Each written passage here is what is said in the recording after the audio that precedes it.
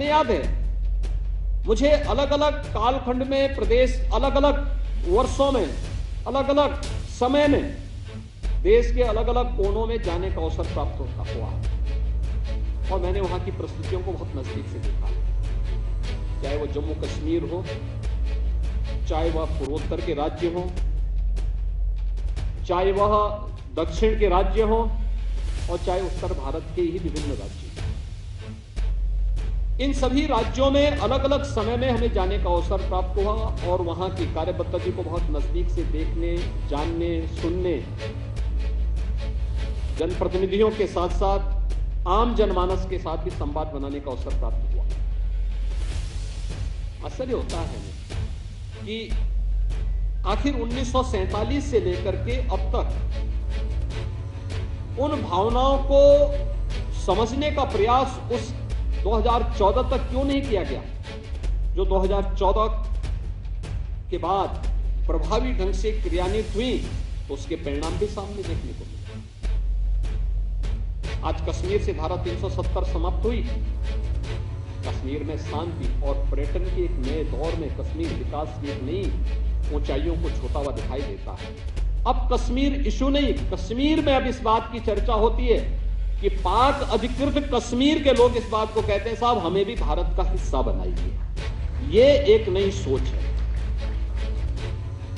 ये बात वहां से हो रही है कि साहब हमें पाकिस्तान से मुक्ति चाहिए, क्योंकि इस जलालत को झेलने से अच्छा है कि हम भारत का हिस्सा बने और विकास में भागीदार बने।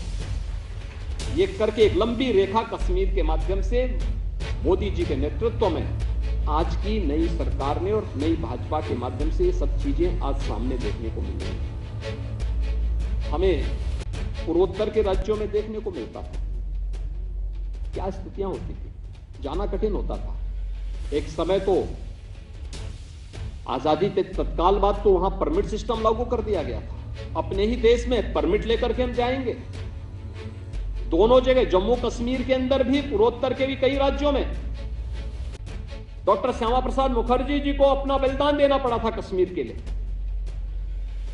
उनको नारा देना पड़ा था, एक देश में दो विधान, दो प्रधान और दो निशान नहीं चलेंगे, और इसके लिए वे अपने आप को बलिदान कर दिए। लेकिन आज आप देख रहे होंगे कि परमिट सिस्टम कुछ भी नहीं। कश्मीर से धारा 370 सदैव के लिए समाप्त हो गई। कश्मीर लोकतंत्र और विकास की एक नई धारा के साथ आगे बढ़ता हुआ दिखाई दे रहा है।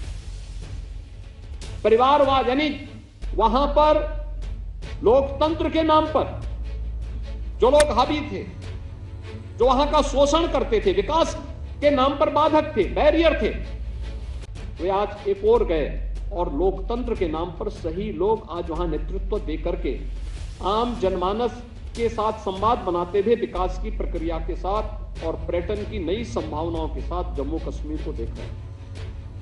पूर्वोत्तर के राज्यों में व्यापक संवाद के माध्यम से जो एक अलगाववाद चरम पर था, आज वह पूरी तरह समरस होकर के उन्हें गौरव की अनुभूति होती है ये कहने में, अब 2014 के पहले पूर्वोत्तर के भारत और 2014 के बाद के पूर्वोत्तर के भारत को आप देखिए, आपको जमीन आसमान का अंतर देखने को मिलेगा।